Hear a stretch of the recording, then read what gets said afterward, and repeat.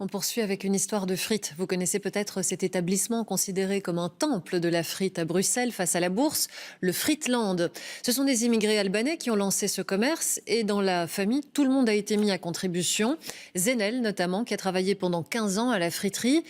Une prison pour lui qui rêvait de littérature, qui lisait en cachette derrière son comptoir et écrivait sur les papiers des cornets. Aujourd'hui, il raconte son histoire sur scène dans un spectacle tout simplement intitulé Frietland. Le reportage d'Aline Delvoye. Lorsqu'il revient chez Frietland, Zenel Lassi se souvient. De ses 14 ans à ses 30 ans, il a travaillé ici 14 heures par jour. Son père, immigré d'Albanie, crée en 1978 ce qui était à l'époque une petite friterie.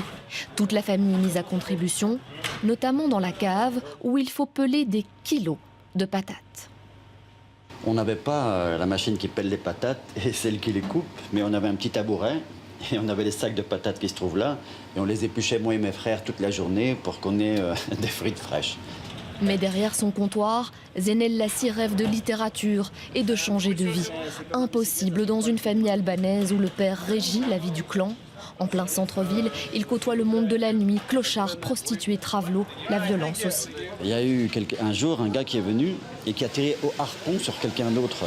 Pour vous dire à quel point le lieu était fréquenté d'une manière assez étrange en tout cas. Plus le temps passe, plus le fritier déprime, mais n'abandonne jamais l'écriture. J'ai pris un jour l'audace d'enrouler un texte avec un cornet et je l'ai tendu à un client. J'ai fait ça plusieurs fois. Il y en a un qui est retourné un jour, qui est revenu et qui m'a demandé, il dit c'est étrange, j'ai lu quelque chose sur ce cornet de frites et c'est très bien, est-ce que c'est vous qui l'avez fait? Et moi je dis oui. Alors du coup il me dit mais c'est magnifique, il faut continuer, voilà, il ne faut pas laisser tomber. Cette histoire, il la raconte aujourd'hui sur scène au Théâtre de Poche avec le metteur en scène Denis Lojol. J'ai 16 ans. Je me sens mal dans ma peau, je décide de maigrir, je me remets à lire, je ne mange plus ou presque plus. Je me nourris de littérature, je ne récite plus rien, je parle plus aux clients et je bosse 14 heures par jour. Le parcours de réfugié de ses parents, le travail à la friterie, les anecdotes, la famille qui l'étouffe. La pièce traverse la vie de Zenel et puis sa libération. Je décide de ne pas mourir. Papa, moi aussi je dois partir. Sinon je vais crever. Tu comprends ça, papa? Lorsqu'il finit par quitter Frietland, Zenel Lassi fait des études de scénographie et trouve enfin sa voie.